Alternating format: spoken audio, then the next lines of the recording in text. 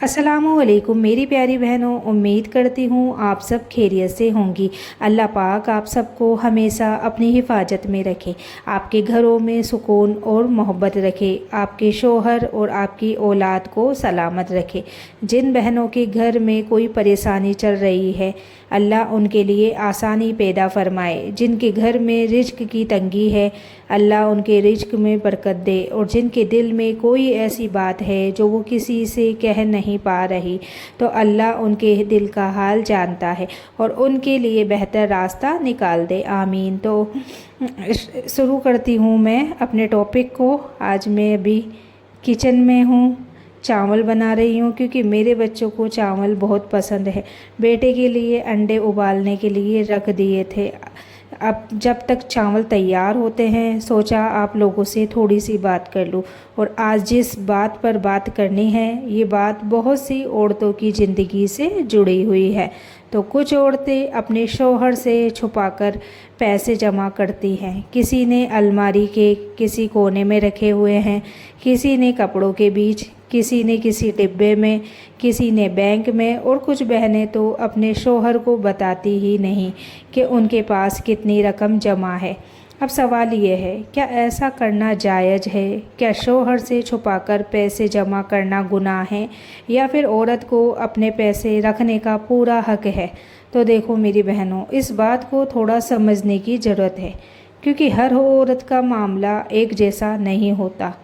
एक औरत खुद कमाती है, जैसे कि मैं खुद कमाती हूँ, दूसरी को मायके से रकम मिलती है, तीसरी को विरासत में माल मिला है, चौथी को किसी ने तोहफ़ा दिया है, और एक ऐसी भी औरत है जो अपने शौहर के दिए हुए घर के पैसे में से कुछ पैसे निकाल कर छुपाती है। अब इन सबको एक ही नज़र से नहीं देखा जा सकता।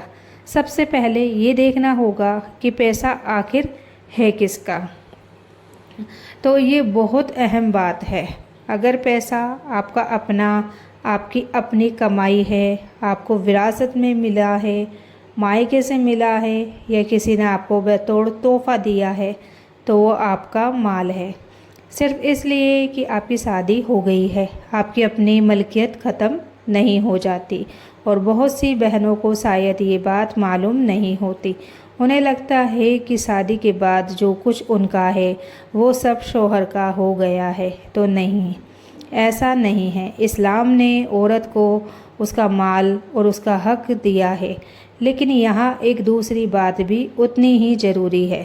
अगर पैसा शौहर का है और आपने उसकी इजाज़त के बगैर उसमें से रकम निकाल कर अपने पास जमा कर ली, तो फिर ये आपका अपना माल नहीं कहलाएगा। यहाँ अमानत का मामला आएगा, और हमें अमानत में खयानत से बचना चाहिए।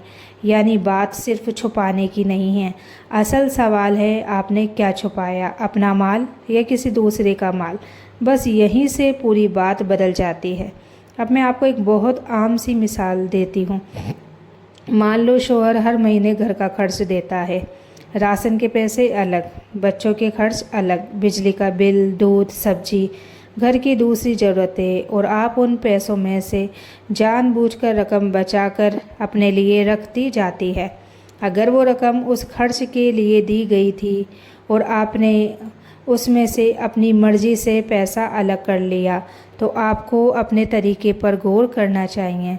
लेकिन अगर वही औरत अपनी खुद की कमाई से पैसा बचा रही है, तो मामला बिल्कुल अलग है। इसलिए बहनों, सिर्फ इतना सुनकर कि शौहर से पैसा छुपाना गुनाह है, अपने ऊपर कोई फ़ैसला मत लगाइए। और ये भी मत समझिए कि मैं बीवी हूँ इसलिए शौहर का पैसा भी मेरा है। तो नहीं, हर माल का अपना हकदार होता है, और यही इस्लाम की खूबसूरती है। अब एक सवाल बहुत सी बहनों के दिलों में आएगा, अगर शौहर मुझे खर्च ही नहीं देता तो ये मामला और भी नाजुक हो जाता है। अगर शौहर अपनी बीवी और बच्चों की ज़रूरतें पूरी नहीं करता और घर में खाने तक की परेशानी है, कपड़े की ज़रूरत है, बच्चों की ज़रूरी चीज़ें नहीं मिल रही और बीवी मजबूरी में है, तो ऐसे मामले में शरीयत का हुक्म समझना ज़रूरी है। हदीस में हिंद बिन्त उतबा रज़ी अल्लाह ताला का वाक़िया आता है। उन्होंने नबी पाक से अपने शोहर अबू सुफियान रज़ी अल्लाह ताला अन्हो के बारे में शिकायत की कि वो उन्हें और बच्चों को पूरे खर्चे के पैसे नहीं देते, तो नबी पाक ने उन्हें उनकी और बच्चों की ज़रूरत के मुताबिक मुनासिब तौर पर लेने की इजाज़त दी। लेकिन बहनों, इसका मतलब ये नहीं कि शोहर के पैसे में से जितना चाहें निकाल कर छुपाते रहें। नहीं, हदीस का मामला ज़रूरत का था। इसलिए अगर कोई बहन इस तरह की परेशानी में है तो अपने पूरे हालात किसी भरोसेमंद आलिम या आलिमा को बताकर मशवरा करें, क्योंकि हर घर का मामला अलग होता है। अब एक बात मैं दिल से कहूँ, कई बार औरत पैसा लालच में नहीं छुपाती, कभी कभी डर की वजह से छुपाती है। उसे लगता है पता नहीं कल क्या होगा, अगर बच्चों को कोई ज़रूरत पड़ गई तो, अगर शोहर ने पैसे नहीं दिए तो, अगर अचानक कोई बड़ी परेशानी आ गई तो। और ये डर मैं भी समझ सकती हूँ। एक माँ जब अपने बच्चे को देखती है तो वो आने वाले कल के बारे में भी सोचती है। वो चाहती है कि उसके पास थोड़ा सा सहारा रहे। इसलिए किसी औरत को सिर्फ इसलिए बुरा कह देना कि तुम पैसा क्यों बचा रही हो सही नहीं है। पहले उसकी हालत समझो, लेकिन साथ साथ ये भी देखना होगा कि वो पैसा किस तरीके से जमा हो रहा है। अगर आपका अपना हलाल पैसा है तो उसे बचाइए, अपने बच्चों के लिए रखिए, मुश्किल वक्त के लिए रखिए। लेकिन अगर किसी और का माल है तो सिर्फ अपने डर की वजह से उसे अपना मत समझो, क्योंकि डर अपनी जगह है और किसी का हक अपनी जगह है। ये दोनों बातें अलग हैं। अब मैं अपनी एक बात बताऊं, हम औरतों की ज़िंदगी में बचत बहुत छोटी छोटी चीज़ों से शुरू होती है। कभी सब्जी वाले ने 50 रुपये कम ले लिए, कभी बाज़ार से लौटते हुए 100 रुपये बच गए, कभी किसी चीज़ पर डिस्काउंट मिल गया, कभी महीने के आखिर में कुछ रकम बच गई और हम सोचते हैं चलो इसे रख देते हैं, कभी ज़रूरत पड़ जाएगी। और धीरे धीरे रकम जमा होती रहती है। इसमें अगर पैसा आपका है तो कोई परेशानी नहीं, बल्कि समझदारी है कि इंसान अपने फ्यूचर के लिए थोड़ा सोचकर चले। लेकिन बहनों, बचत और धोखे में भाई फ़र्क होता है। बचत करना एक बात है और किसी का हक मारकर बचत करना दूसरी बात है। अपना पैसा संभाल कर रखना एक बात है और शौहर के पैसे में से चोरी छुपे रकम निकालना दूसरी बात है। इसलिए हमें हर चीज़ को एक ही तराजू में नहीं तोलना चाहिए। अब कुछ बहनें कहेगी मैं शौहर से इसलिए छुपाती हूँ क्योंकि वो मुझे अपना पैसा खर्च करने ही नहीं देते। तो अगर वो आपको अपना पैसा है तो अपने हक को समझना ज़रूरी है। लेकिन हर बात का हल छुपाना भी नहीं होता। कभी कभी बैठकर बात करना ज़्यादा बेहतर होता है। आप अपने शौहर से कह सकती हैं मुझे हर महीने थोड़ी सी रकम अपनी ज़रूरत के लिए रखना अच्छा लगेगा। मैं इसे फिजूल खर्च नहीं करूँगी, बस अचानक ज़रूरत पड़ने पर किसी के सामने हाथ ना फैलाना पड़े। कभी कभी आदमी को बात समझ आती है और अगर नहीं आती तो घर के किसी समझदार बड़े से मशवरा लिया जा सकता है, क्योंकि शादी में हर छोटी बात को राज बना देना भी रिश्ते के लिए अच्छा नहीं होता। और शौहर को भी ये समझना चाहिए कि बीवी अगर अपने जायज़ पैसे में से कुछ बचाना चाहती है तो हर बार उसके इरादे पर शक करना सही नहीं है।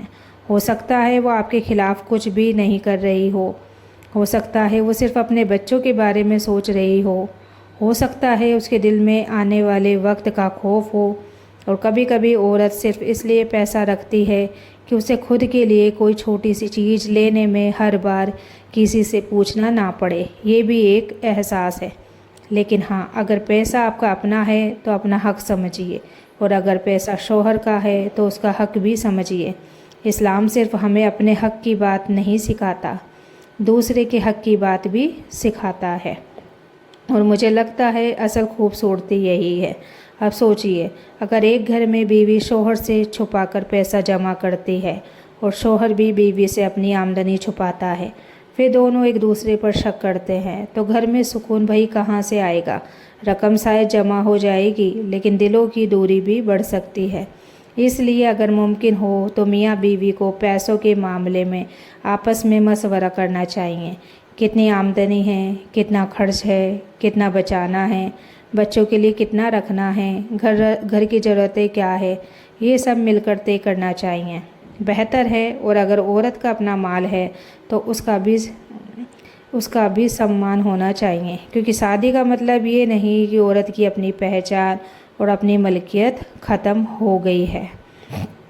तो नहीं, वो भी एक इंसान है, उसका भी हक है, उसकी भी ज़रूरत है, उसकी भी इज्जत है। लेकिन इसी के साथ उसे भी ये याद रखना चाहिए कि किसी दूसरे के माल में उसका हक नहीं जब तक वो उसे जायज़ तरीके से हासिल ना करे, यानी दोनों तरफ इंसाफ होना चाहिए। तो जितना भी मैंने बताया है आप लोगों को समझ में तो आया ही होगा। बाकी वीडियो कैसी लगी है कमेंट करके ज़रूर बताया करें। मैं आप सब लोगों के लिए रोज़ डेली दुआ करती हूँ, आप लोग भी मेरे लिए दुआ किया करें ताकि मेरा जो भी है, मुझे जो भी चाहिए, जो भी मेरा सपना है वो जल्दी से जल्दी पूरा हो जाए। मेरा क्या सपना है मैं आप लोगों के साथ ज़रूर शेयर करूँगी, लेकिन आप लोगों को मेरे लिए दुआ करनी है। बाकी आप लोग बाकी आप लोग एकदम सही सलामत रहें, मैं अल्लाह से यही दुआ करती हूँ। मिलते हैं अगली वीडियो में, तब तक के लिए अल्लाह हाफिज़। दुआओं में याद रखना और अपना ख्याल ज़रूर रखना। अल्लाह हाफिज़।